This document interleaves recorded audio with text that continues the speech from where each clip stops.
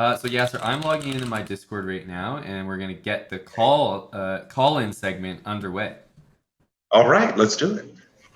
Okay, so Honk here, you're absolutely right. I'm dying to finish the Spassky story. So there's Boris Spassky, the world chess champion. He's playing in the Soviet Championship. There's a press conference, and there's a lady journalist, and she said, Mr. Spassky, what do you prefer, sex or chess? It's like, wow, what a question, right? Who would have thought in the Soviet Union, you could ask such a thing? And you know Spassky's answer, Iman? I hope that it's something, but I don't know what it is. Here it comes. You ready? Think of all the things that Boris could possibly say. And I think he came up with the best answer ever. He said, drum roll please. He said, bravo. It depends upon the position. Hello? Hey, buddy. We need more like handsome voices in the background announcing the sponsored content. I like the way that sounded. Yeah. Brought to you by Ting. I didn't hear anything. Brought to you by Ting, America's most Not even a flexible whisper. phone service. Yasser, Eric was just mentioning in his deep announcing voice that the call-in segment is brought to you by Ting. And very nice. We have been trying to get people to switch over to Ting, or at the very least, Yasser, check it out. That's what we've been trying to get people to do, because we are working and partnered with Ting, and obviously supporting them very directly supports us, and not just supports us, but if you can show sponsors, hey, I got Red Bunny Bun, I got Irish Chesticles in chat, and they're looking to switch over. So we always like to take our plug moments and encourage people to check out Ting. It's no contracts. It's easy to switch to use. It's probably going to be cheaper than the phone plan that you have now, and it's you pay for what you use. So if you're on Wi-Fi all the time, you don't pay for like 5 gigs of data. You just use your data for a month and you pay for what you use. That's the idea. So seems like an obvious thing to check out. If you use our promo code, or visit the link chessbrah.ting.com, you get 25 buckaroos off, and that's pretty much a one month trial right there. So that's go check it out, chessbrah.ting.com. Right. All right. Who's this guy? We got our first caller, Yasser. All right. I'm ready. Hello, it's Aquila Angula. How are you, buddy? And what's your question? I'll repeat it afterwards so Yasser can hear. Absolutely. My question is, first starting off with, tell him I love chess duels, especially the section with Gary Kasparov. He hates chess duels, Yasser.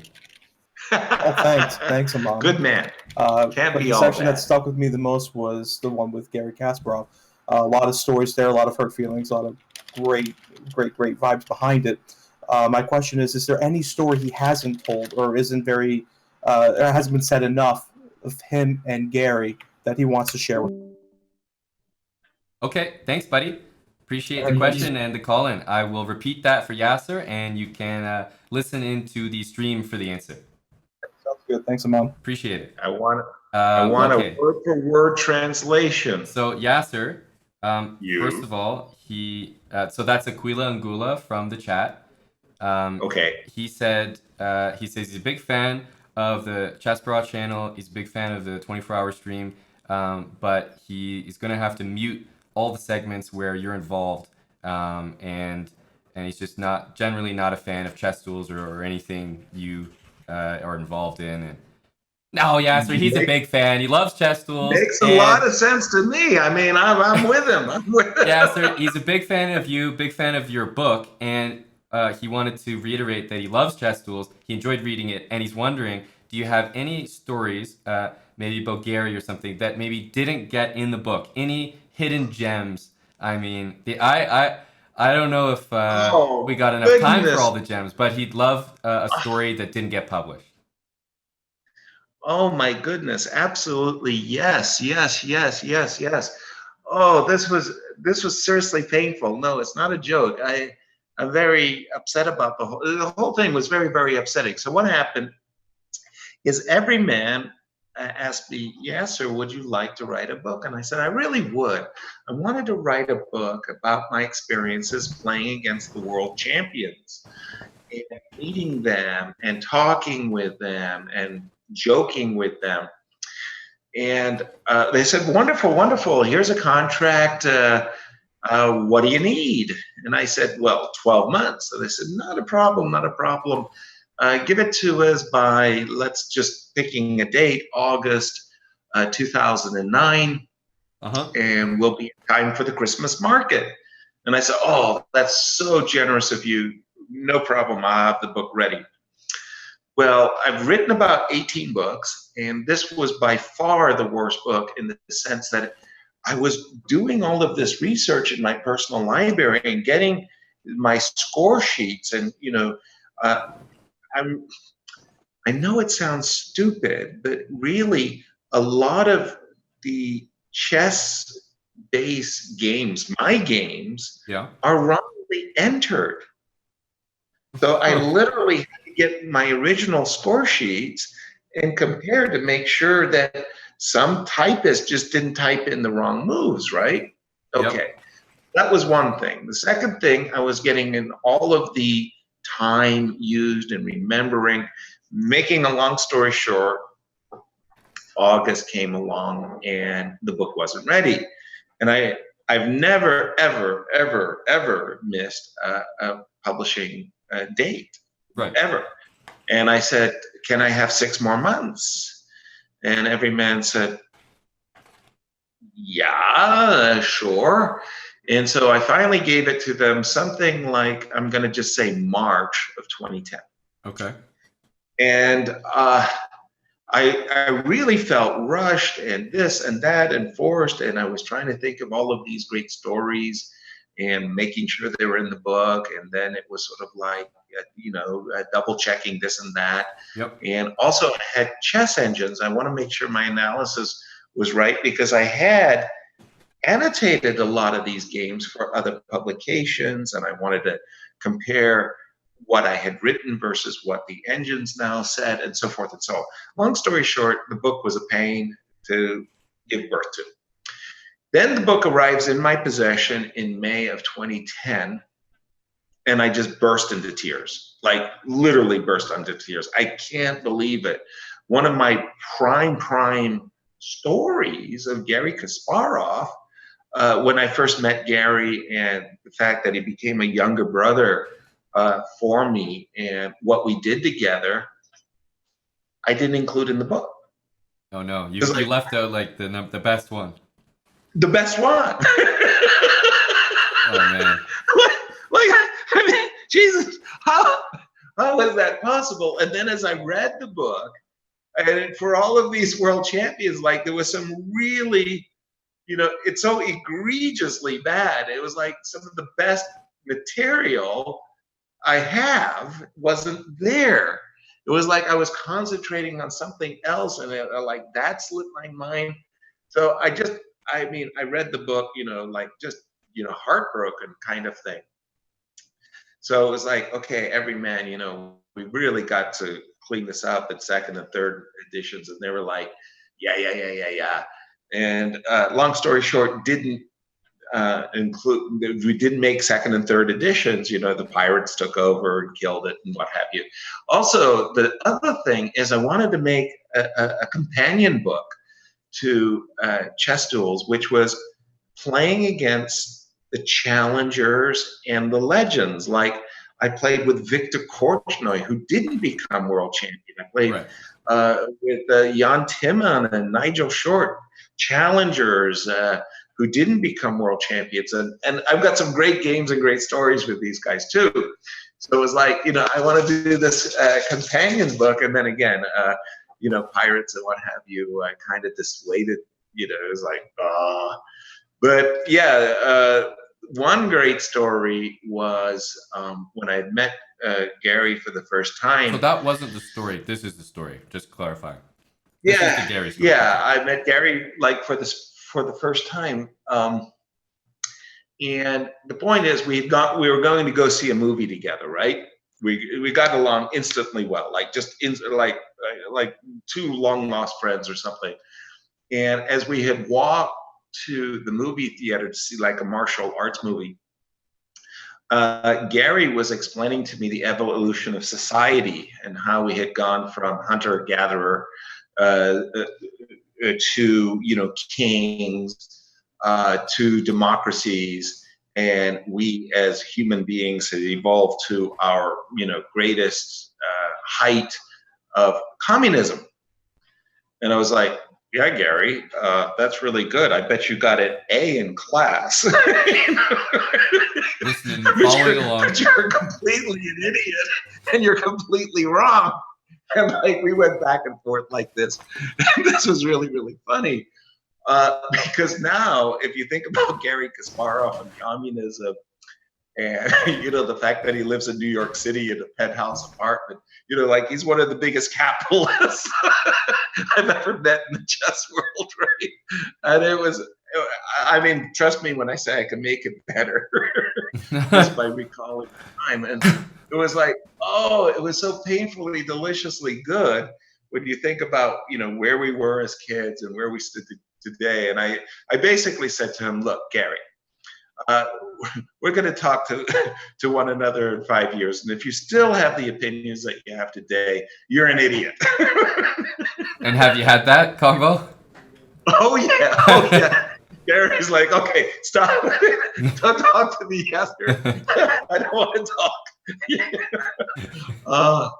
But it tickled my funny bone. It was really, really funny talking to this avowed communist because, like he's like 19 years old at the time. And, he wanted an A in school and he was getting it.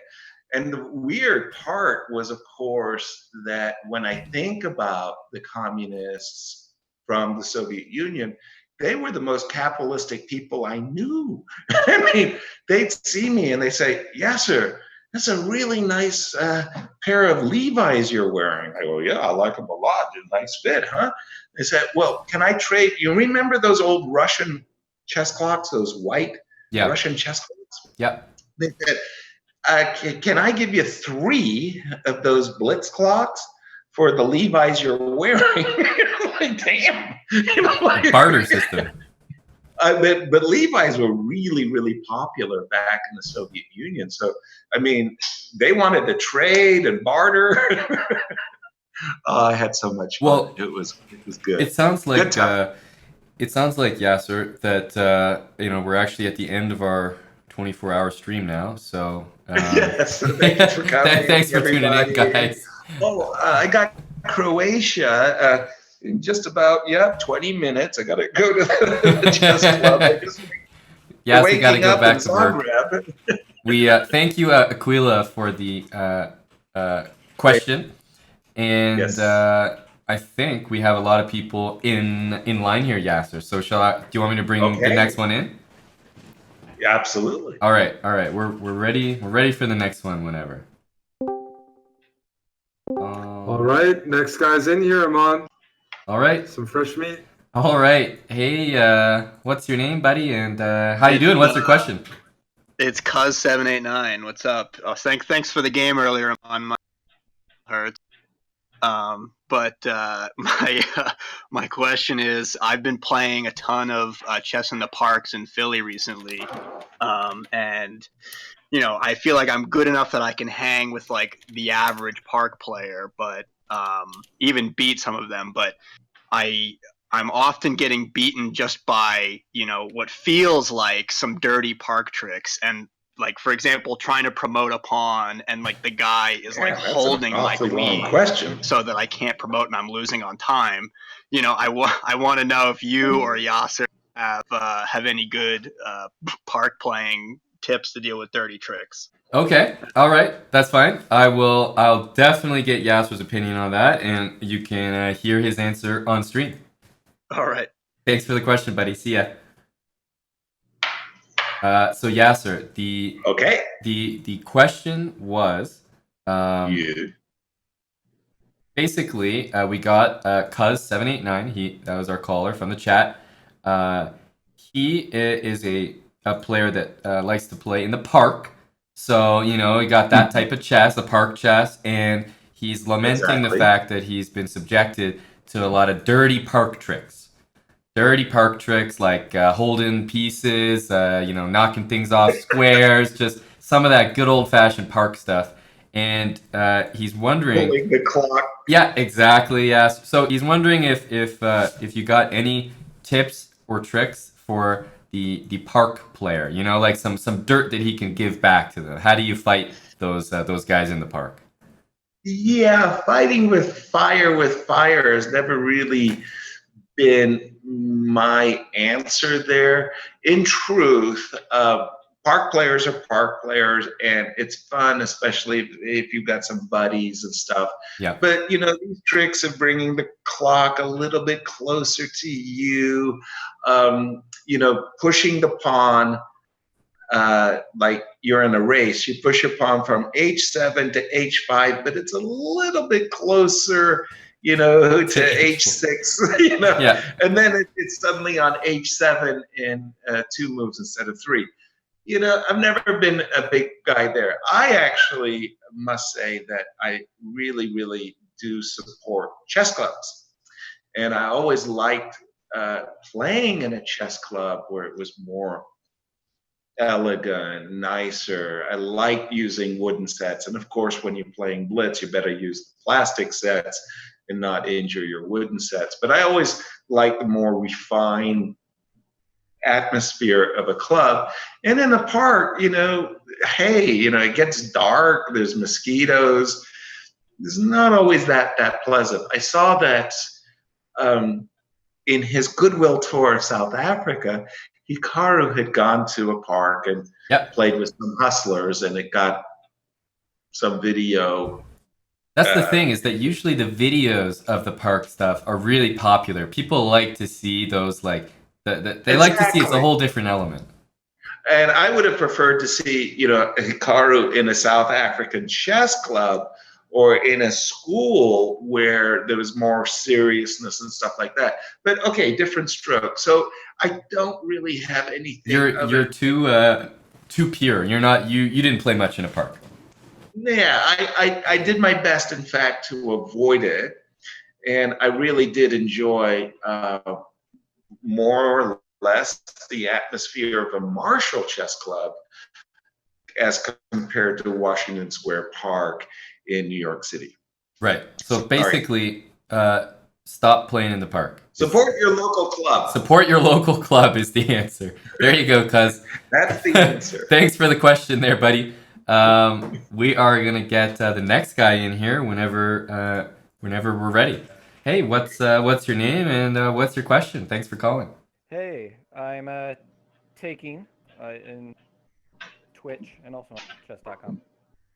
But my question is actually for you, Aman, and that is, what is the best insult or compliment or other comment that you got? The ladies, Tatev and Jovi have just arrived upstairs. Sorry, just repeat the last part of that. Was the best, say it again?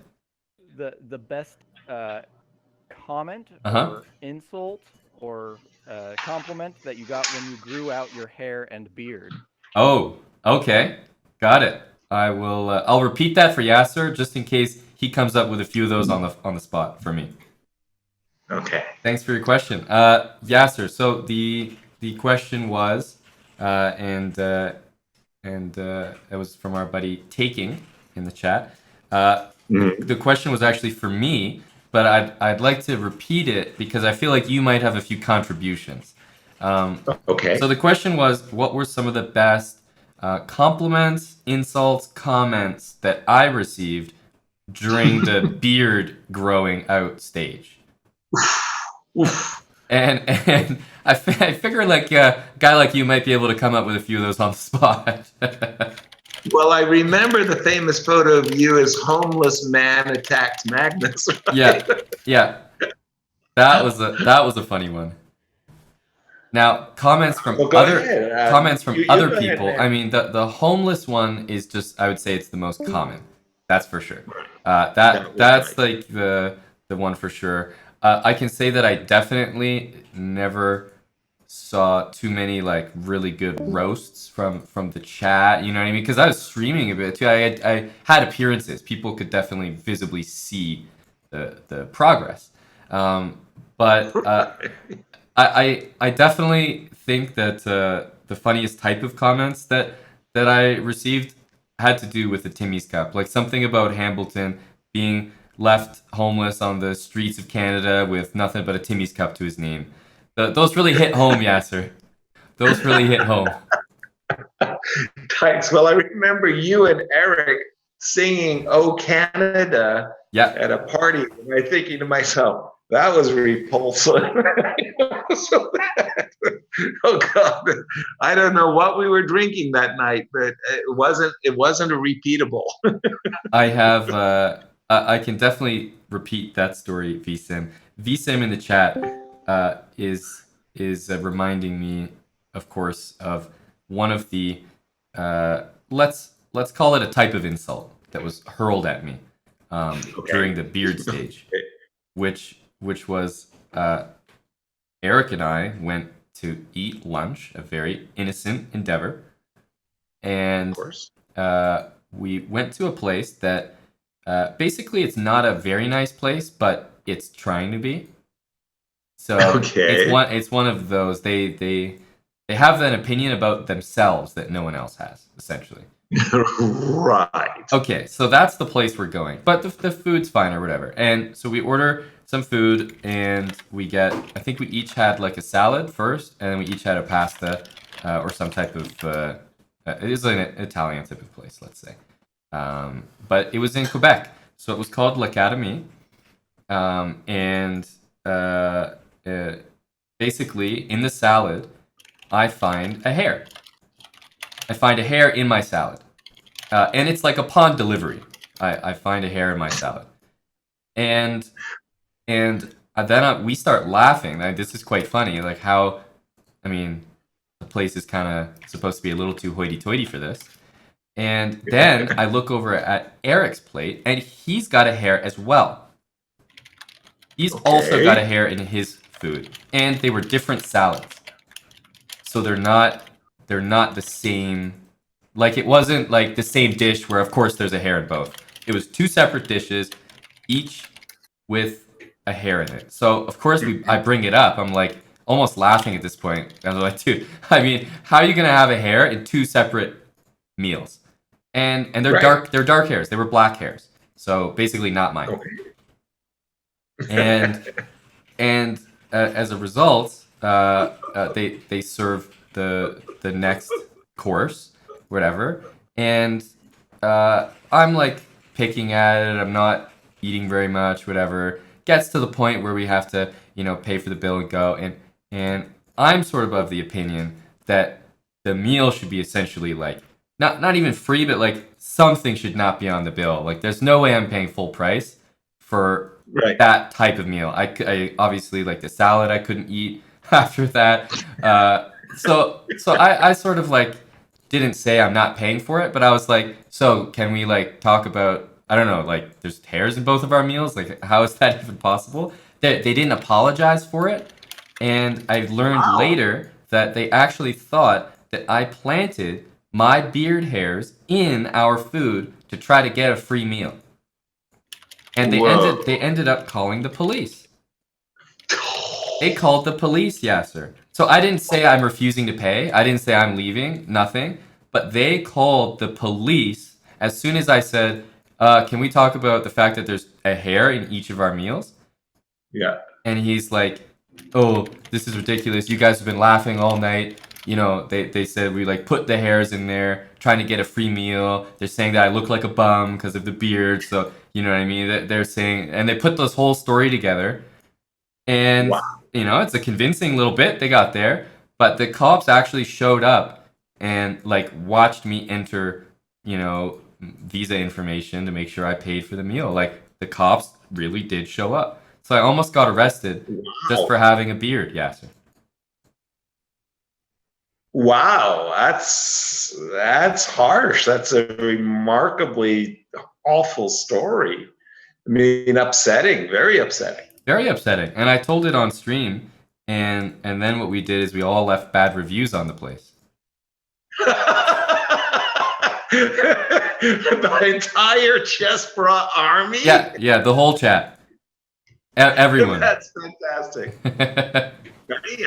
It's called, just in case anyone needs to know, I think it's on Rue Saint Denis in Quebec, and it's called L'Académie. Wow. L' Academy. Yeah. Okay, well, I've got stories and stories and stories. I've got a few good, bad ones.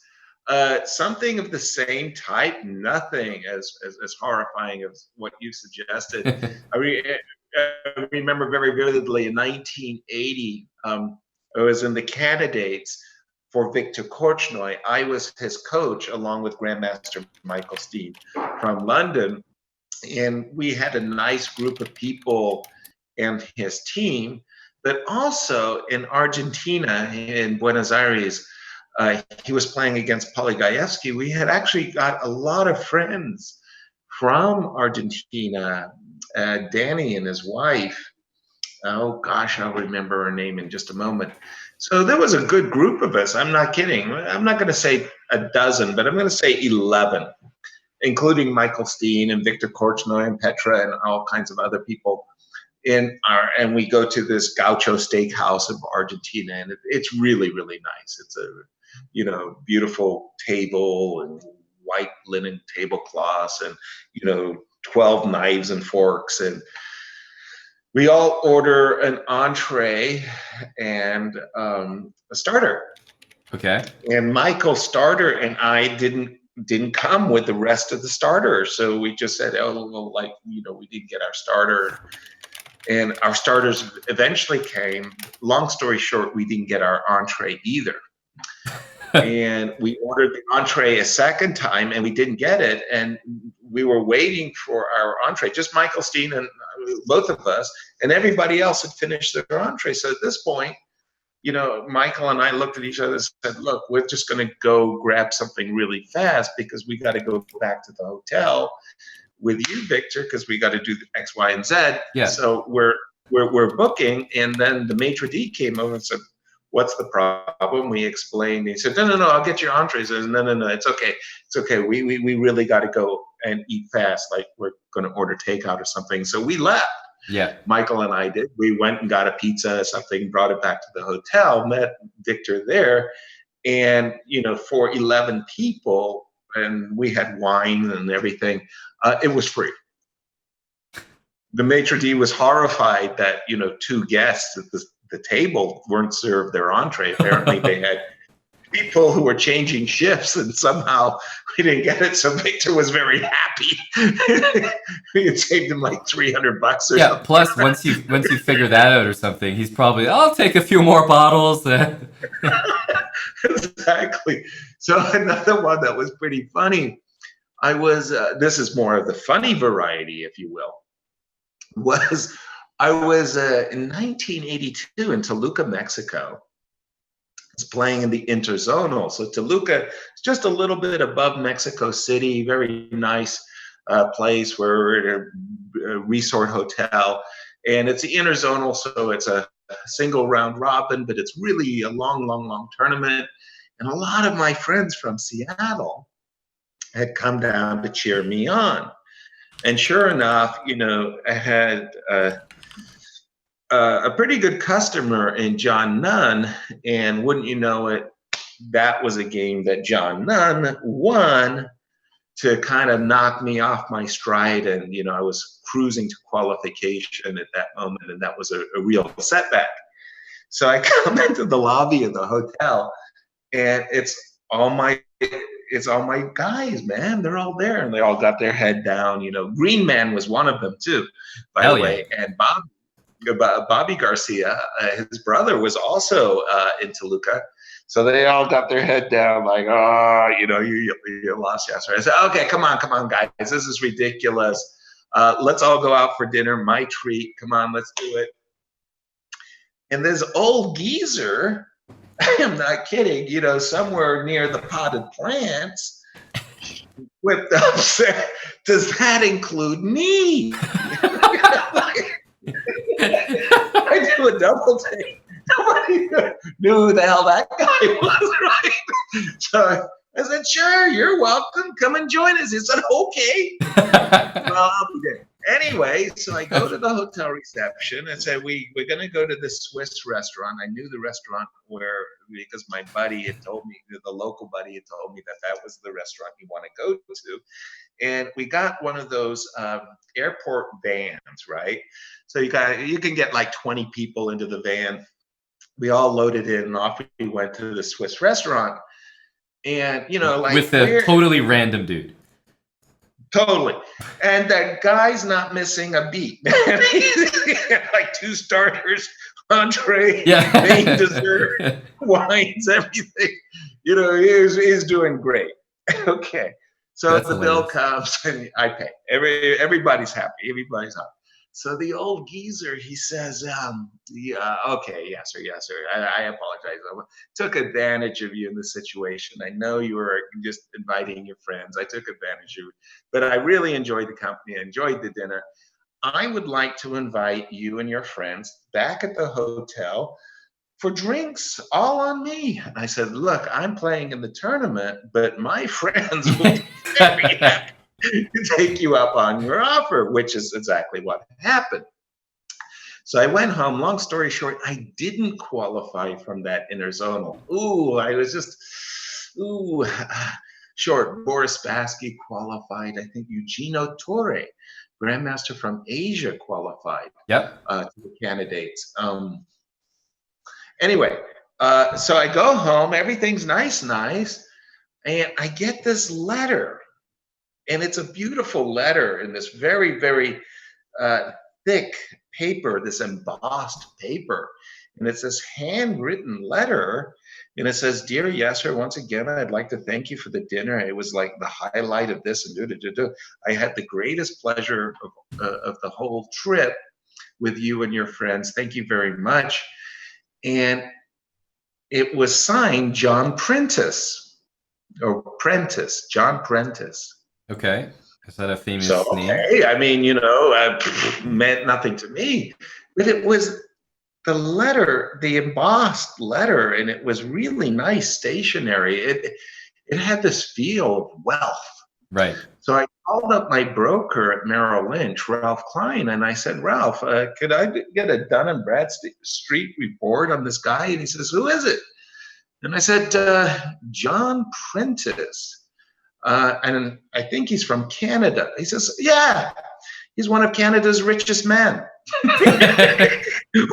What do you want to know? He's a billionaire. I took the billionaire out to dinner. Hey, Mom, I took a billionaire out to dinner. And she goes, who paid? I said, I did. I said, that's why he's a billionaire. It was terrible. It's almost like you almost get the feeling that he set like a social trap. He was like wondering what kind of man you were. Exactly. And one of my I have many great insults, but one of my favorite insults comes as a commentator. So I'm in Vaikanze, I'm doing my commentary, man, it's really good. But it's like round 1, and Jobova is just killing it. He is destroying Vasil, Ivanchuk. Right. And Vasil is just hanging on. And somehow, I mean, it's just amazing. Ivanchuk gets into a rook and pawn endgame where he's clearly worse, but maybe he could save it, right? And then Jobova makes a very strange decision. He offers to trade rooks. And I was like, whoa, is this king and pawn endgame really winning? I mean, you're going from a clear advantage in the rook ending to this very cloudy king and pawn endgame. And after thinking for about 15 minutes, Ivanchuk captures the rook and Jobova immediately resigns. What? I mean, you recapture the rook, of course, and then you resign. if you have to resign. But no, he resigns at once. I was like, what? So there I am trying to understand, did he lose on time, or why didn't he recapture the rook? And in walks Ivanchuk into the commentary booth to talk about his game. Well, Vasil, come on over, sit down, like, how is it? And that guy does a master class. Talk, talk, talk, talk, talk, here, there, boom, boom, boom, boom, boom. Everything is beautiful. And I went, thank you. Just for a moment. One question for you.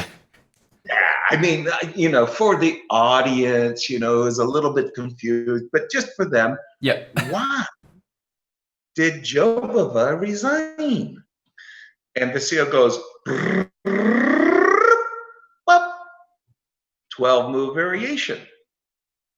Oh, thank you. Thank you for the audience. Thank you. But for our audience, of course, just for the audience, could you do it move by move by move? And so Ivanchuk does. He goes talk and talk, this and that, and there and there and there. And then he comes to the end of his variations where these two passed pawns, these bridesmaids, are too far, and the other guy, his two passed pawns are connected and blockaded, but his pawns, one of them, queens. Oh, well, thank you. And Vasil gets up, very good, and Vasil says to me, any good grandmaster would have seen it right away.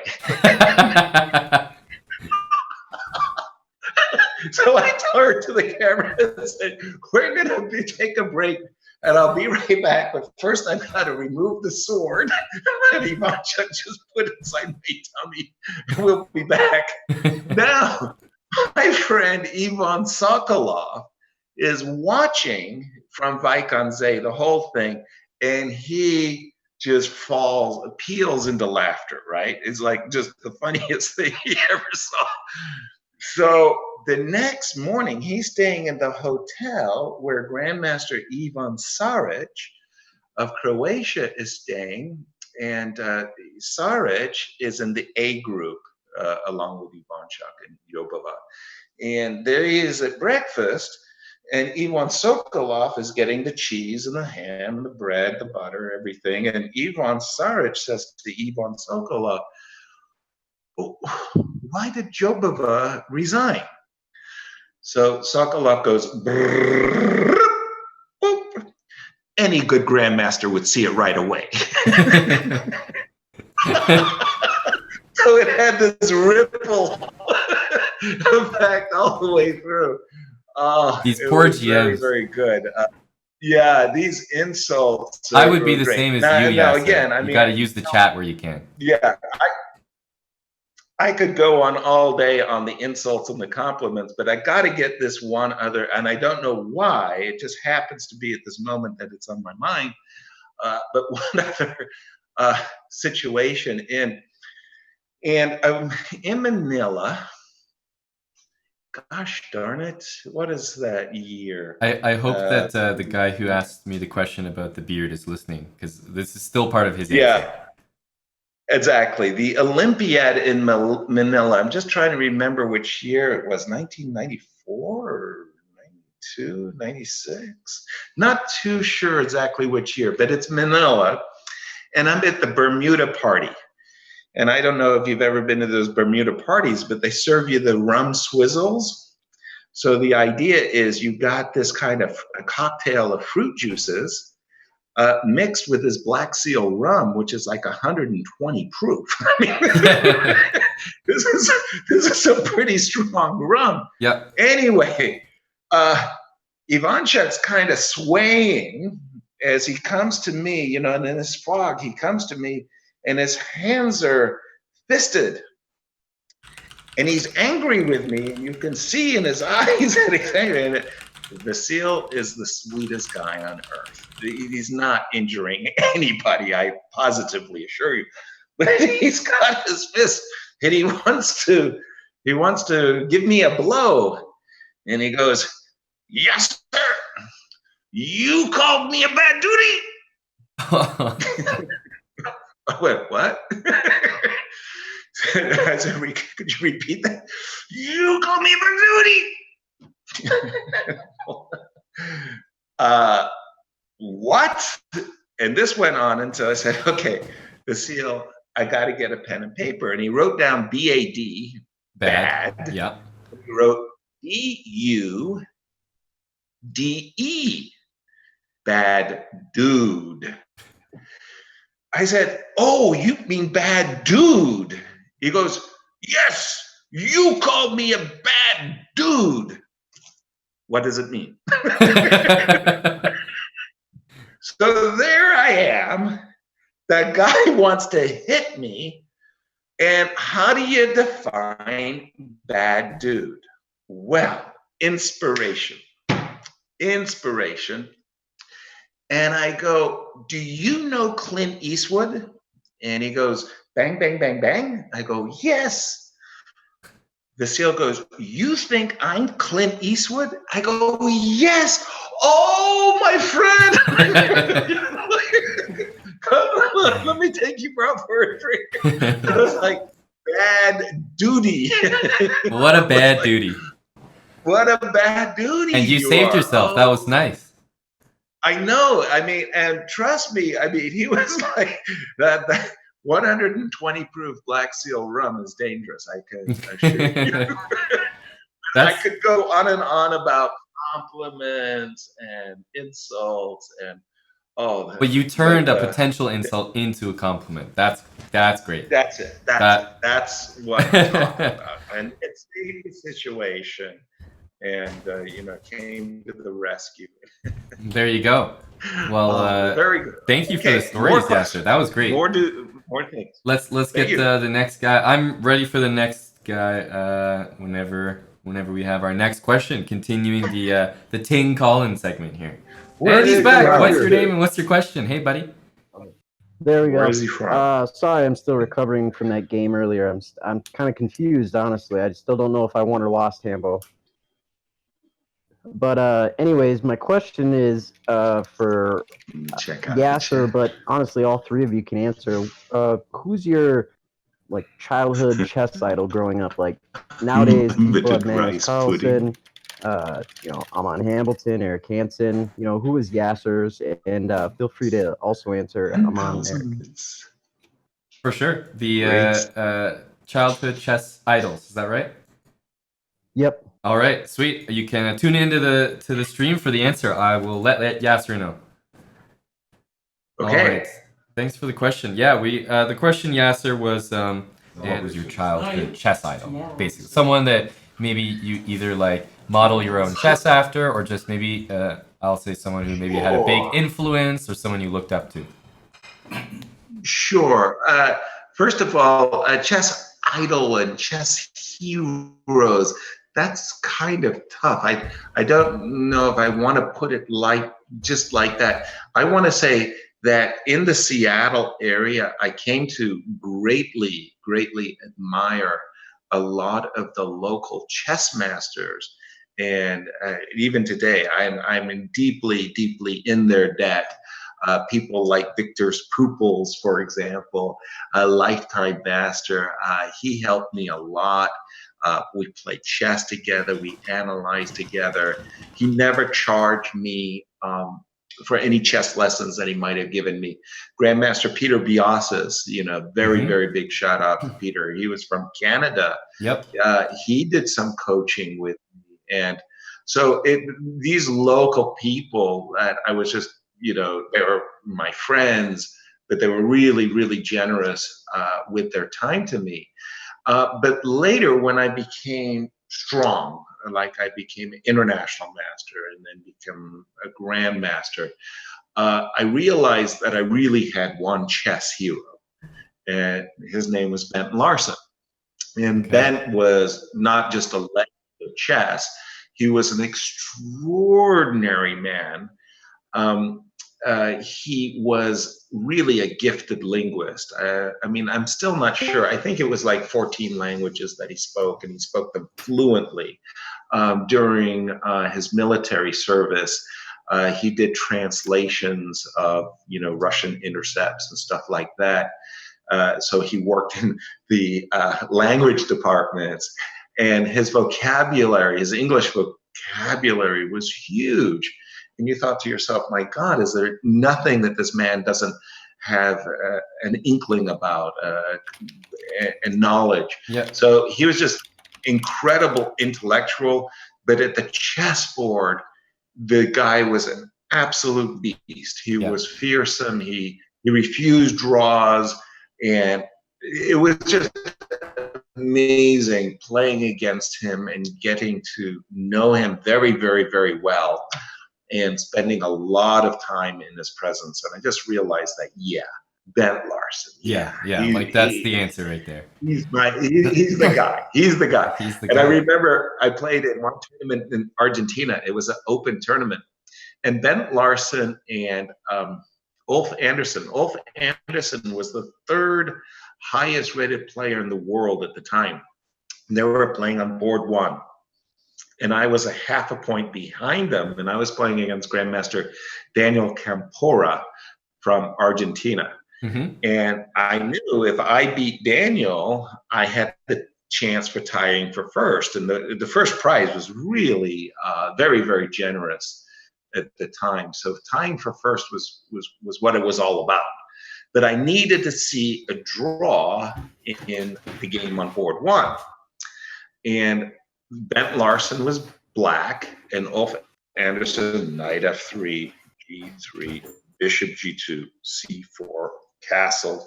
Ulf is playing his solid approach. 20 moves in absolute dead even equality. Ulf makes a move and offers a draw. And I'm like, yes, take it. And Bent, without batting an eye, said, no, thank you. Like with this very loud voice. It's like, no, no. You know, he made sure to announce Bent it as was well. black against the number 3 rated guy in the world, you know, and draw guarantees both of them a tie for first, and instantly declined. I wanted to kill him. That's great. So Bent Larson. I don't really have. I was amazing. I don't think I have one yet, Yasser. I think maybe more life experience, and then it'd probably be more clear. I had a few coaches. One of them was Mike MacArthur. That was a coach of mine, just in the Toronto area, and I only mention him by name, Yasser, because sadly, quite recently, he actually passed away. So that's probably one of the closest things that I could actually say in my life, as he's like my first coach, and I still have, like, he gave me a stuffed turtle, and he told me to put it by the board to place lower. That was like the thing. I still have the turtle, so that's probably my answer right now. But I'm sure there will be more developing figures that emerge in the coming years and stuff like that. But nice. Yeah. By the way, a big shout out to the audience. Chessbrah, when I went to Montreal, I had Dennis Waterman. He's still kicking. He's still going strong. He's done some physical therapy for himself. But we had a fundraiser when I went to Montreal, and he was another one of those, you know, people who had a positive impact on my life. Yeah. We did a fundraiser and we reached our goal, and a big shout out of support to our community. I don't know if anyone in chat remembers that, but helping. That was a really nice stream. That was really good. So, buddy, we got our next caller in here. What's your name and what's your question? My Twitch name is Bernie, and I don't think anyone can pronounce my real name, to be honest. Do you want to try? Or you don't have to say your name, but if it's a... Do you want to try? It's Bernard Weinhauer. That sounds like the fucking coolest name ever. That's a tough one. I love it. Coolest What's your question? First of all, mate. So first of all, we got a subscriber buffer. Sorry, Irish Chess Skulls is back. Yeah, sir. Sorry, can I just get you to be quiet while he says the question? I just can't hear him. Sorry, buddy. I can't hear him. Say your question again. I'm a huge fan of all three. And my question is, if I'm looking to improve at chess rapidly, do you think that internet-like sources are enough to improve pretty fast, or it's just needs to get into some chess literature, buy some books and stuff? And if so, which one would you recommend? For sure. And where are you from, if I may ask? I'm from Czech Republic. Awesome. I will repeat your question for Yasser and just tune into the stream for the answer. Thank you so much, mate. Thank you.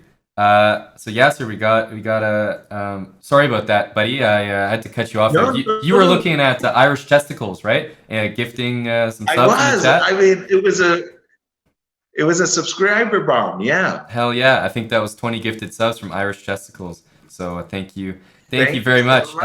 The question was coming from the Czech Republic, Yasser.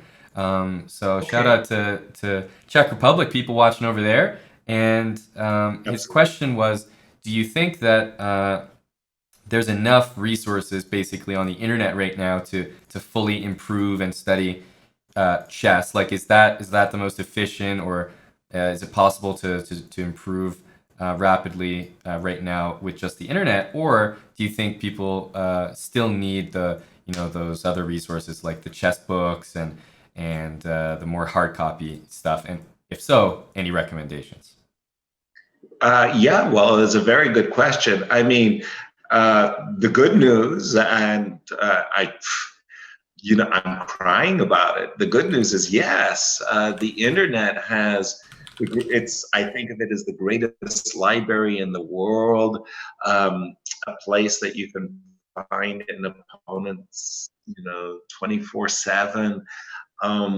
The software is phenomenal. The chessbrah channel, the commentaries. I mean, Peter's Fiddler and all of these grandmasters doing commentaries you can watch for free. Yeah, it's just mind-bogglingly fantastic. I remember when I started playing chess as a 12-year-old, my biggest problem, and it's not a joke, was getting a game. Just a casual game. I mean, I know it sounds weird, but the reality is, even though I was really, a terrible beginner player, people didn't want to play me. Why? Well, they didn't want to beat a 12-year-old. And even worse than that, they didn't want to lose to a 12-year-old either. So they didn't play me. And I'm sitting there just at the side of the board watching two guys play back and forth. And I couldn't get in a game. So, I mean, I was literally a kibitzer for months at a time. And the point is, today, you can just go on the internet, you can create a handle for yourself, and nobody knows that you're 12 or 14 or whatever. Yep. And you can play. And just that alone, just the more you play, the better you're going to get. Full stop, end of story. And the more experience you get. And there are so many tools, so many software tools. So first of all, get yourself a chess engine. Second of all, play a lot. Third of all, take the games that you've played, put them in the chess engine, and compare your thoughts and judgments, and be honest with yourself compared to what the engine. And the engine's going to find tons of ideas that you missed. Don't take it personally.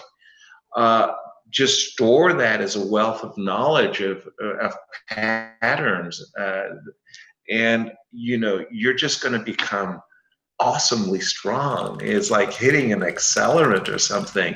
But a few things you got to put in the time. Be prepared to put in the time, and give yourself a break. You're not going to do great. You're going to come up against really, really good competitors. Forgive yourself your losses. Don't worry about it. But just enjoy the training. Learn to love the training, and all goals are possible. Enjoy the training, learn to love the training, and all goals are possible. Learn to love the training, and all goals are possible. I like that. That's a great. Yeah. Put quotation marks around that and make it Yasser's. Yeah. I'm stealing that from Graciela Casillas. Graciela Casillas, a female martial artist, my girlfriend, in former past life, she had like 32 fights, 32 wins by knockout, and she was the world that was your girlfriend? Full contact, yeah, full contact karate, and 6th degree black belt. She was licensed to carry a firearm, and she was a professional bodyguard. What the hell? Stars. Yeah, I'm telling you, it's really great. And she had this on her wall as a martial artist. Learn to love the training, and all goals are possible. And I went. Yeah, so anyone with 33 knockouts and the rights to carry firearms, I'm loving anything and everything around her. Exactly, 32. No question. 32 fights. And I remember, her brothers were huge. They looked like USC linemen. And I remember her tiny tot of a mommy as we are leaving her mom's house after a wonderful dinner. She's calling out, she's going, Grace, be careful. Are you kidding me? She's destroying the world over here. She should have been talking to you. Careful. She should have been talking to you, dude. I remember I was in Indonesia, and I had gone to this very, very, very special martial arts store and bought all of these weapons, including Chris swords. These are the wavy swords. Oh yeah, I've seen those. That are made in Indonesia, and they're really, really dangerous. So it was like a Christmas, and I bought her like 6 swords, and I kid you not, these swords were really something special. And I had put them in a duffel bag, like for carrying tennis rackets. Yeah. And I literally carried them on the plane, and I put them in the overhead rack. I don't think you can do that anymore. Santa Monica.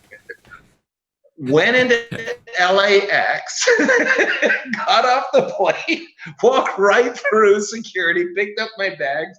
There was Graciela to pick me up. And I'm carrying these swords, and it was really funny. One of the Indonesian organizers, who became a very close friend, also for Graciela, he had given me a special knife, and the knife was amazing. So the knife, it was so weird, Aman. The knife jutted out like opposite of what you would expect, and the handle was like the letter L, which was really weird. And the scabbard was made out of buffalo horn, and the steel was this Damascus steel that was incredibly sharp.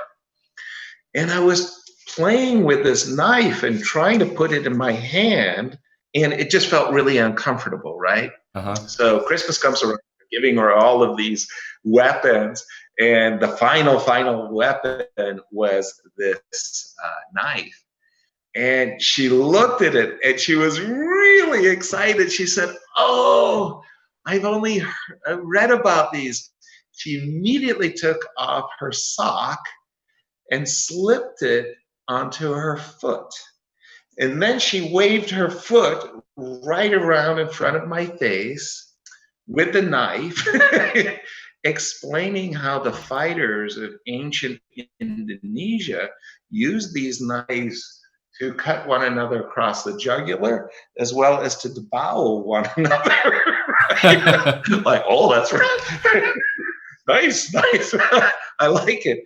And then she gave me the knife, and I put it, I slipped it in between my big toe, and the knife jutted towards my opponent, and it fit like a glove. I just walked around our home, and with the knife underneath my foot, and you couldn't tell it was there.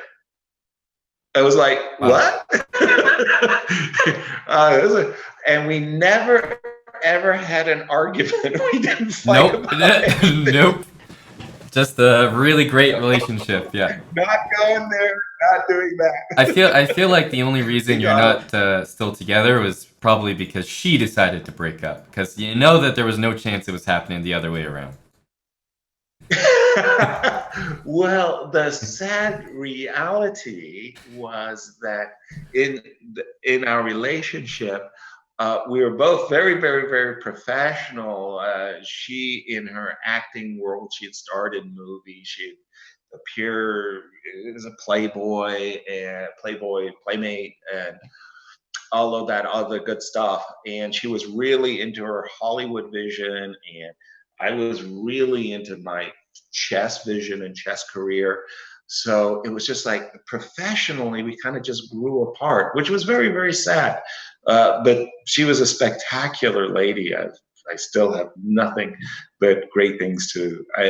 I'm a big fan. Right, and admire. And I think there might be another big fan, because we have our longtime subscriber, moderator, Kilimanjaro says, "Is she single?" Like, I think he wants to get in there. 33 knockouts. I mean, sign me up. She eventually got married, and she became like this professor at Oxnard University in Oxnard, California. And one of the things that Graciela did, and it was also very tough on our relationship, I must say, was that she helped women become physically independent, and taught them martial arts and taught them self-defense. Right. But she worked a lot with women who had been abused, and she really poured her emotional self, I want to say, into her students, and that's really, really, really tough. That type of thing. You're nothing but proud that you're helping people who have been victims, but on the other hand, it's sort of like how much emotional content do you have? You have to get some heavy information. Exactly. And what that was tough too. Because at the time, funnily enough, I know it's not. It's not a joke. I was actually in physically pretty decent shape. That's a good one, Yasser. They needed a stooge. They needed somebody to beat up on, right? And like if a man comes up to you and does this, I want Yasser, get over here. I want you to take him down and slam him. I'm like, no. Not the testicles. Yeah. Just imagine that Yasser is the guy who's been victimized. No. I'm being abused, man. I'm telling you, these girls were vicious. Well, they were vicious. That's why they had to use you as the test dummy, because then you would have been abused, and you could sign up for the classes. It's marketing. My goodness. And it was really fun. Well, in a kind of a funny way. One of the things I was very, very strong and adamant about, and Graciela really didn't think I was right. And I was explaining that the musculature of a man was so much stronger, so much more powerful than a woman. A woman really needed to have a weapon. She must have a weapon, because a guy would just overpower her. And I was like 200 pounds, but I was pretty good shape. And so I took 3 of her best students, and we wrestled. And the idea was that if I held them down for just a single second, on the ground, I win. And they've got to, conversely, 3 of them, got to put me on my back, and I consistently won. Okay. And Graciela went on to create her own special weapon that you could go online, and it's a very, very small. It easily fits into a purse. But I convinced her that, yeah, you needed a weapon. So I did something good. So a small special. I'm putting things together. I'm hearing that you were wrestling with ladies. 3 women at a time. Yeah. Yeah, wrestling with ladies with a small special weapon, and just Yes. sounds like a good time. Sounds like a good time. Well, fortunately, they didn't have the weapon at the time. It was the fact that I was winning these wrestling matches that convinced Graciela that a weapon was needed. Yeah, exactly. Exactly. But if you guys are enjoying this segment, I do want to remind you that it's brought to you by Ting, and we got to give a shout out to Ting. I know that Ting is US only, Yasser. So I know that Eric is using it when he's in St. Louis there visiting you. But big shout out to Ting. You can see there on the screen, chessbrah.ting.com is our little link there. If you can, if you want to check it out, if you want to visit. I think Eric said he pays about like $35, but yeah. So you've seen Eric working. Wow. You've seen Eric working the Ting Tinder. You know what I mean? That's the guy that really uses the phone. So 30, I think like $35 bucks a month or something for a guy Tindering that much. Not bad. Not bad. But I think the average bill, if you're not really working the phone too much, is something like $25, and our link actually gives you $25 off. So it's basically something you can try for a month for free, and if you don't like it or it's not for you, you don't have to stick with it. It's in the US only, but it's really easy to sign up with, and yeah, no contracts. It's basically a free month if you guys want to try it, and obviously it helps them out, and conversely helps us out quite a bit to at least visit the website and check out Ting. Do it for the boys, and hopefully some of you guys switch. That would be even cooler. If anyone's getting booted off of their family plan, absolutely. That's what everyone's like, I'm on my family plan. My parents are paying, but if you're getting booted off of it, then that's a good time. Sort of like when you're healthcare. I think in the U.S. sometimes it runs out with your family too. If you're looking for a phone plan, you switch to Ting, use that code. That helps us. That helps us tell sponsors that our audience is the best, even though we know you guys are the best. But they don't know that. They need proof. They don't know that, and it's like, yeah, So that we encourage you guys, check it out. I'm sure that it would actually save a lot of people money if you're looking for a phone plan in the U.S. So give it a try. If not for you, do it for us, and see if it's the right fit. But yeah, this is a fun segment, Yasser. So I wanted to shout out Ting for these call-in segments are always brought to you by Ting. All right, okay, we have our next caller. What's your name? Where you from? And hello. Well, hello. My name is Domination from on Twitch, Dominator on Discord. I'm from Germany. Awesome. It's almost 3 a.m. Hell yeah, staying up. I love it. Yeah, I have the energy. Hell yeah. Hell yeah. My question was, if Yasser could bring one movie to a lonely island, which one would it be? That sounds like a great question. I will ask him, and stay tuned to the stream for the answer. Okay, that's the cool question. So it's our buddy Colin from Germany, Yasser. He's up till 3 a.m. He's got the stamina. Wow. And that's Domination in the chat there. And his question is a simple, short one. And it's for you. Basically, if you had to go to a deserted island, what one movie would you bring? One movie.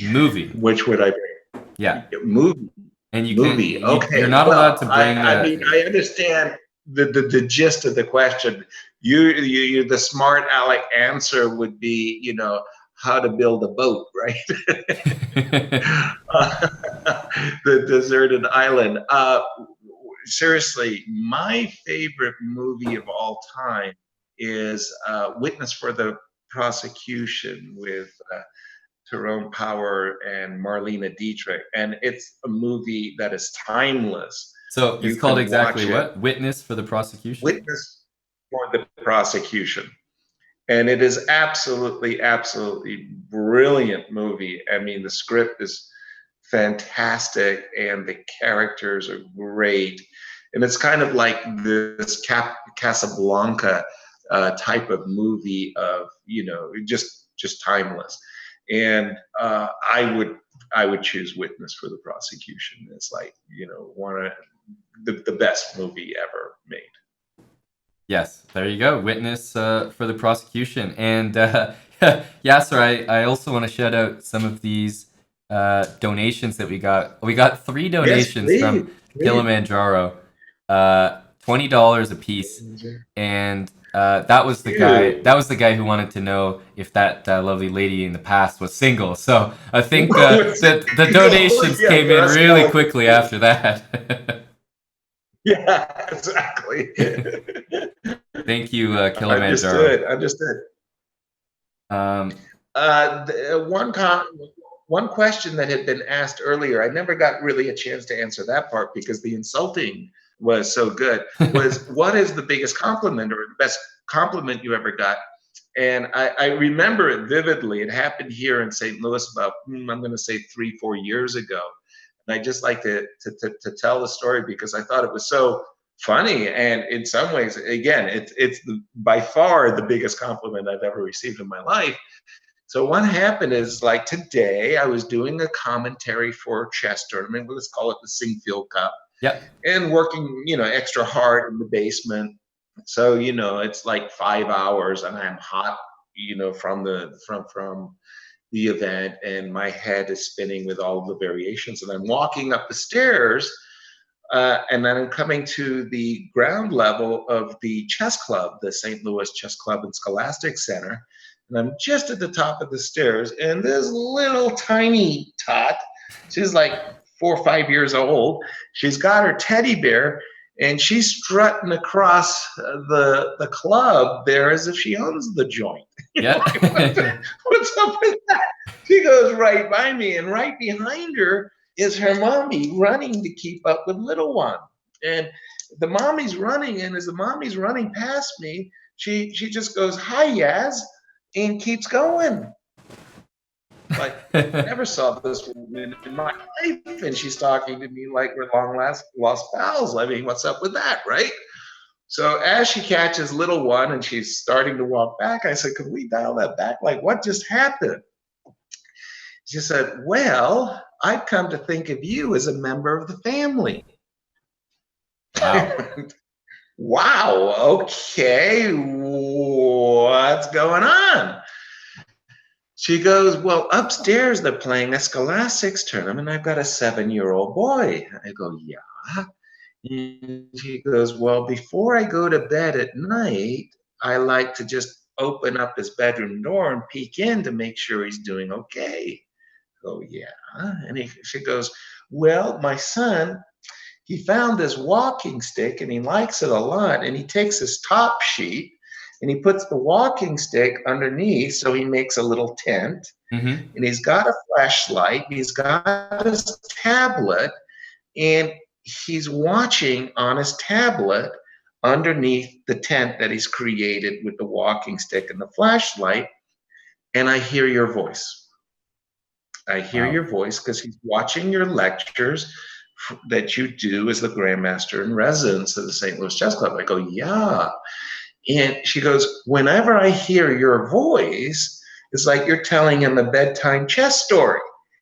And I've come to think of you as a member of the family who's putting my son to sleep. So, hi, Yaz." Wow. Wow. Holy cow. Great. I don't think anyone's Holy ever thought cow, of me what a in compliment. I mean, such a nice way. nothing ever came close before. And I just made my month. Let me tell you something. That was so special. That's really sweet. It is. It is. Beyond measure. That was just fantastic. Well, there you go. Put me over the moon. So, if you're There trying you to go. get That's Yasser's big. attention, you know where the bar is being set, at least now. That's pretty high bar, I gotta tell you something. I mean, my family doesn't tell me that stuff. Exactly. All right, we're definitely game for another caller. Okay. Sounds good. Exactly. All right, let's get the next guy. in here. All right. I think we have our next call. And what's your name? Where are you from? And what's your question? My name is Henry. I'm from Seattle, and here is two quick questions. One, is it true that with Ting, I just pay $6 per line with shared usage, and I only pay for the data that I use? I'll pass that on to Yasser. Absolutely, it is 100% correct. And by the way, if you need a job, I'd also like to say that you've got one. Perfect. On a more real question, okay, what are we talking? I work a lot with artificial intelligence, so I know that from firsthand the power of AI-based engines like AlphaZero. My question is, will the future play of pro players be really determined by engines? Like, will the future players be the ones that can imitate engines the best, or just how will it affect the future? Absolutely. That's a good question. I will bring it up to Yaz, man, and stay tuned to the stream for the answer. Thank you. All right. So his first, pretty important question, Yasser, was, is it true that with Ting, I pay $6 per line with shared usage? He was wondering if that's actually true. And I would just like to take this time out and just really reiterate just how truthful that statement is. It couldn't be more true. As a matter of fact, it's not just one line. It's shared usage. My goodness, $6 a month. It's on the screen right there. But he just had to double check by calling in. So that was his first part of his question. I'm glad we got that cleared up. Everyone can stop holding their breath now. And the second, lesser important part of the question was that he works with AI, and he was wondering how that is going to shape the future chess players. Will the best chess players in the world soon just be like the ones who can imitate the computers the most, or how does the presence of AI affect like the future generations of chess, and basically how does it shape who's going to be the best player in the world? Absolutely. I remember Tigran Petrosian accused me of being a child of the informator, because my generation just used these books from Yugoslavia, this kind of a compilation of the best games of the last 6 months. You just kind of accused us of like studying the games of the best games of the last 6 months, and that's how we became good players. And today, the chess engines absolutely have shaped and changed not just the game and the style of play, but literally the hard wiring, if you will, of the top grandmasters today. There's just no question about it. And do I think that that is going to be the case in the future? Yes. And do I think it's going to be even more obvious in the future? And yes. And so I am a very, very strong believer that, AI, if we could call it that, or computers, what have you, is going to really shape the chess players, and they're just going to get better and better. And I strongly believe that's going to be the case too. One of the things they're already talking about is implanting chips, right? Yeah. Okay, well, they're doing that for all kinds of other reasons that have nothing to do with chess, of course. But this idea that, if you had a chip in your head that you could access, that would just give you all, the data of the world, all the historical facts. So like sometimes you sit there and go, oh, what was the Battle of Hastings? Yes, the Battle of Hastings, 1066. Sometimes you forget the date, or what was the name of the battle, or this. And then suddenly you have this chip in your head that will give you every factoid, in the Washington, D.C. library, and you'll instantly have access to it. How will that impact us as human beings? Well, taking that a step further, imagine that you had an implant in your head, and I'm not saying it's tomorrow, it may be 10 years, 20 years from now, I don't know how long it's going to take, that you could access and play cards or chess with, right? Will that kill chess? I mean, and what if my implants better than your player, right? I mean, arms race, like Yasser, I can of think of tomorrow. a lot of examples of someone's implants being better than someone else's. Wow, are you speaking from personal experience there, there, Amon? Let's just say that I've been to Hooters a few times, and oh, you were going that way. I thought that you. Never mind. Okay, you almost very went that way very too, there, very buddy. good. Right. Actually, another thing that I did want to share in that whole compliments insult question as well is, one of my biggest weaknesses as the player human, is, I must have seen the entire James Bond library of movies. And who doesn't like James Bond and the character? And one of the things I'm insanely jealous about James Bond is that he always had these great comebacks, right? Yep. Like the perfect James Bond answer to the situation. And normally speaking, I got myself into situations where it's like more or less a week or 2 weeks later, it occurred to me what James Bond would have said. It takes me a while, but I think, oh man, if I had that situation back again, Yep. I would have used that line. Like, for example, there was, I'm at the club here, doing, my GM and res, and, doing a lecture for the kids. Oh, I had so much fun with these Scholastics kids, by the way. And this little girl, she was watching the lecture, she was raising her hand and da-da-da-da-da. So afterwards, I had to say to her, well, I think you did really good in class and you got a lot of the moves right. What's your name? And she goes, I'm Jane. And I go, hi, Jane. And then, like a week later, it occurred to me I should have said, I'm Tarzan. Are you Jane, me, Tarzan?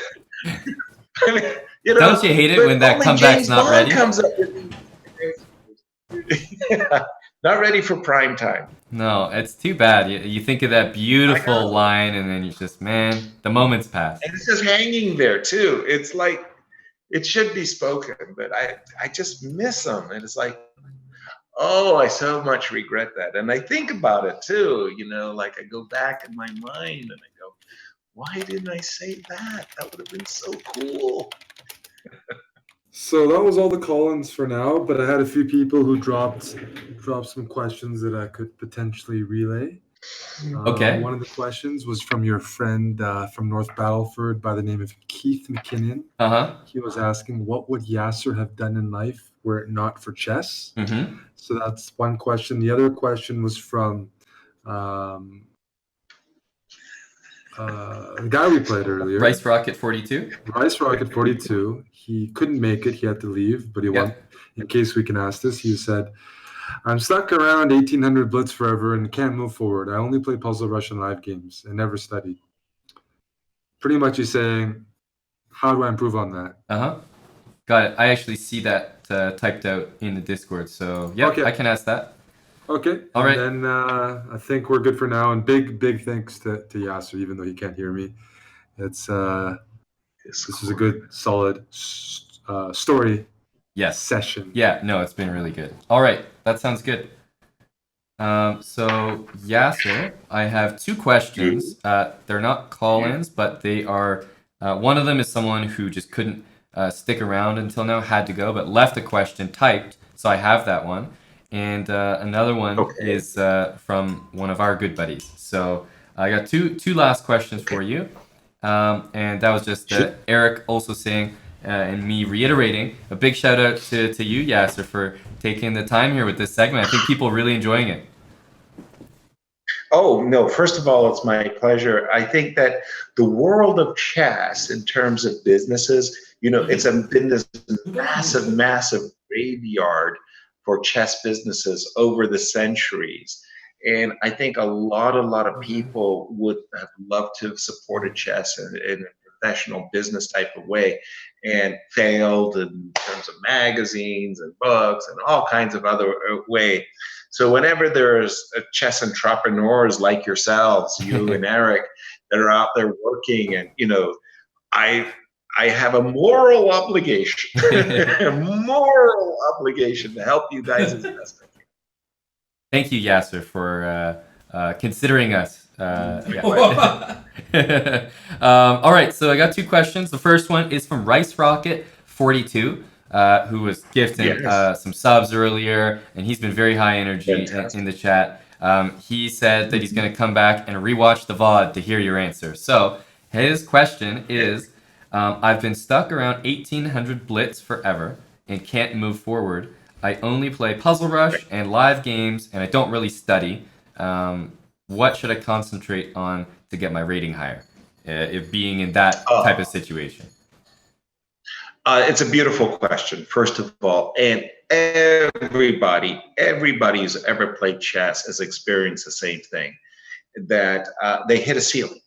They work really hard, whether it be on their Puzzle Rush or on their games they're playing, and somehow, whether it be a Blitz rating or a classical chess rating, it's kind of like they're stuck.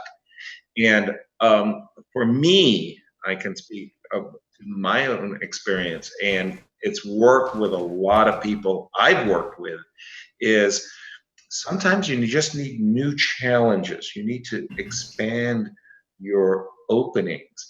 So if you're just playing knight f3, g3, bishop g2, castles, and you just keep repeating the same lines, you're not challenging yourself enough. You've just gotten yourself in some kind of a comfort zone. Autopilot. So one of the things is you've got to play more openings, different openings. Give yourself more challenge, and see if that helps. Yep, definitely agree with expanding the repertoire. The thing about chess is that there's so much to it that, of course, you even got guys like Magnus that are still learning every day, because there's so many areas that, and it's a shame if you don't explore as many of them as you can, or you might find that you're actually in love with an opening that you haven't even considered playing before.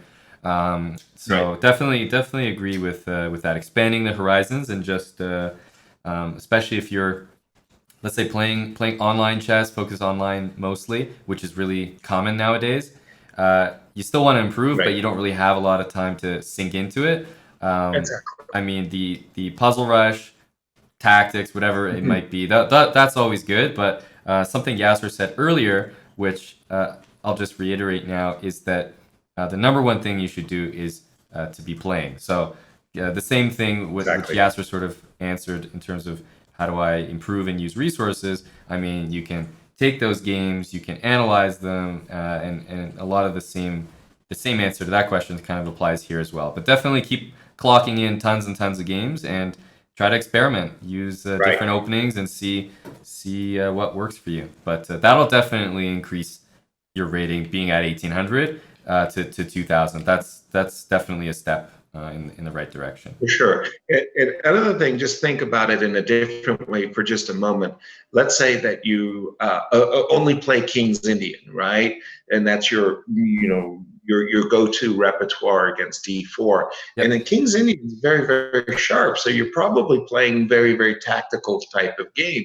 Yep. And if I forced you to change your style and to adopt, say, a Nimzo Indian as a defense, suddenly you're playing a lot of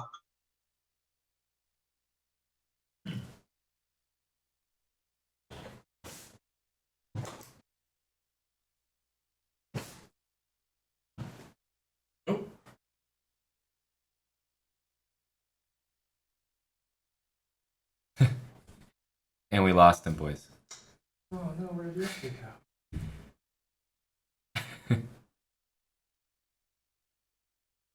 Did you guys think you lost me as well? No. Probably nobody thought about that. They're like, yeah, we don't care. That as long as that guy on the right's still moving. as long as that other guy's fine. Yeah, the secret to life was there. Hello, Yasser. Hello. You were in the middle of explaining the number one answer that people need in chess. How do I improve? You were right there, and we were all listening. That got cut off. Getting to 2000, to 2200, that was something unbelievably special. And it came by changing repertoire and challenging myself to different positions that were outside of my comfort zone. Right. Definitely. Expanding the horizons and especially getting outside the comfort zone is a great way to start. I got one more question for you, Yasser. Sure. This is from a moderator in our chat, good buddy of ours, National Master Keith McKinnon. And he's wondering, Yasser, what would you have done in life if not for chess? Wow. Well, for me, it's the opposite. It's amazing that I did chess at all, because my life was actually predetermined in a sense by my father. My father is Syrian. My mother's British. I was the middle of three kids. My sister is the oldest. My brother is the youngest. And, in the Arabic world, it's really, really simple. Education, education. So it was very, very, very clear. And it was something I personally really, really wanted to do, was become a doctor. There was no question. It was absolutely obvious from a very early age. I was very young. I wanted to be a medical doctor. I thought that that was the greatest calling in life that could possibly be, right. Healing somebody. So for me, I had predetermined that I was going to go to the University of Washington Medical College. At University of Washington, Seattle, the medical school is really top notch. It's great. A lot of Nobel Prize winners. My father had already put aside money for the whole educational program. I had graduated a year early from high school, so I could take a Sabbath, okay, from the world of academia. And I just wanted to see how far I could go in chess for just that 12-month period, kind of thing. And well, I mean, the successes were astounding. Right. And I really, really love chess. I still do. I mean, it's to me, it's like, I'm still so enthusiastic about it. Like even today, I felt this incredible sense of empathy and pain for Levon Aronian and not winning this absolutely, completely winning position against Czech today. And this I mean, as if I was the one who blew it, the pain myself. So I was going to be this medical student and become a doctor, and that's it. Finish. End of story. Yeah. And I got sidetracked. And I still remember I was filling out the application for the University of Washington. And at the time, it was something like for the semester, it was $2,550.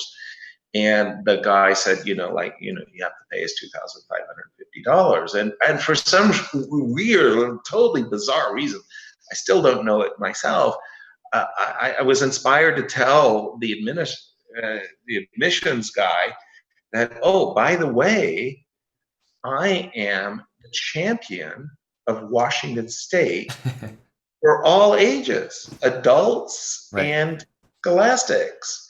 And he goes, wow, that's fantastic. That and $2,550 will get you into school. And it be Jack Diddley, the champion of Washington State. I was like, damn, okay. I'm glad we got that clarified. But now I'm jealous because here at the St. Louis University, the University of Missouri, Lindenwood, Webster University, and tons of universities, they're giving full scholarships to chess grandmasters. And I'm like, damn, well, I mean, there you go. Missed your chance. So, to the caller's question, simple answer was medical. I wanted to be a doctor. I really did. Doctor, yeah. Trust me, the doctor. Exactly. As someone mentioned in the chat, saving a lost position is like saving someone's life. There you go. And today, it's not a joke. I'm very serious about this. I take the Hippocratic Oath when I work with a chess student. I take the Hippocratic Oath and do no damage.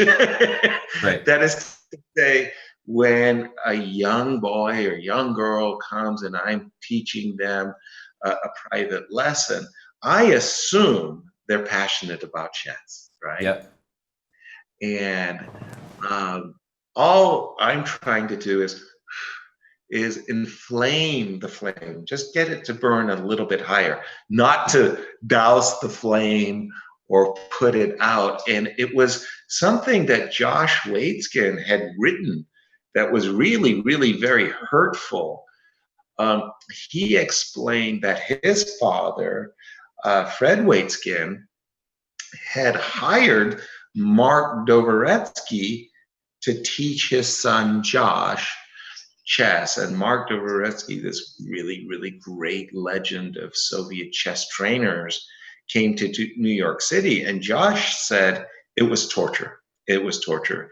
That Mark Dvoretsky had this setup of all of these most complicated positions that were absolutely impossible to solve, that it was almost like a sadistic instructor. Why didn't you see this 20 move variation? And of course that compares unfavorably to this 20 move variation. Mm-hmm. And Josh Waitzkin, I mean, you've got to read his book. He basically quit chess because of this horrible, painful experience that he had with Mark. And it was like he went on to become a world champion in martial arts, did Josh Waitzkin. Very successful person, but I mean, he was an international master trying to get his grandmaster title, and his father, Fred, thought, who better than the Soviet trainer? Yeah, of course.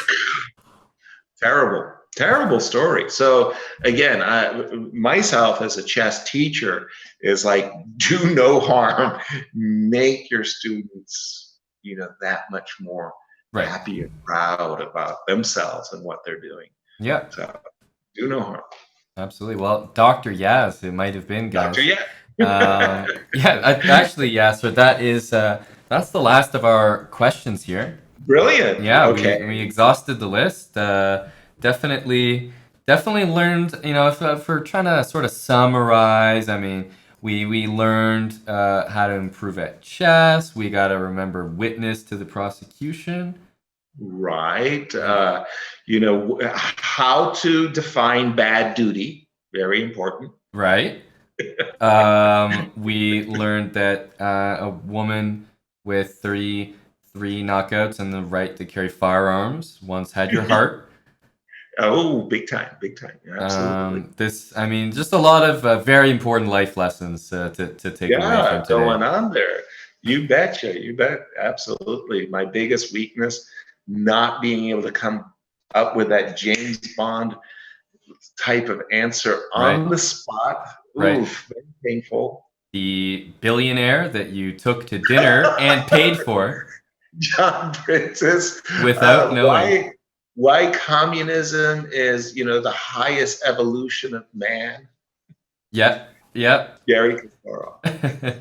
So a lot of great stories, things to remember. I hope you guys enjoyed the segment. I think it was a lot of fun. Story time with Yaz. Story time with Yaz. The call-ins. Shout out again to Ting, who is sponsoring this segment. Last time, just hopefully you guys can check out chessbrah.ting.com and see if it's the right switch for you. We appreciate it. There's been so many subs, gifted subs, and donations that have come in during the segment, Yasser. So I want to say thank you for taking the time. I know you got some food to get in that belly, so We don't want to keep you the whole night, but I really appreciate you taking the time and joining. You were here when we hit the 3K subs, so it's really nice that you're here celebrating it on the 24-hour stream. Absolutely, Iman. Thank you very much, and for all that you and Eric do. But again, I just wanted to say to the community, to the subscribers, to the sponsors, to the supporters who have been donating and who have been gifting subscriptions. Thank you so very, very, very much. If not for yourselves, there would be no chessbrah channel. And so please take a bow and really a genuine, heartfelt thank you to each and every one of you. And we will see you. When are we going to do another deal? What's our next? I know. Actually, Yasser, as well as you're shading out the subs, I have to say we're actually at another, all-time record high number. We're over 3,300 subs now. So there's another milestone you were here for. Thank you, buddy. It's been a lot of fun today. You bet. All right, everyone. Thanks, Yasser. Bye for now. Okay.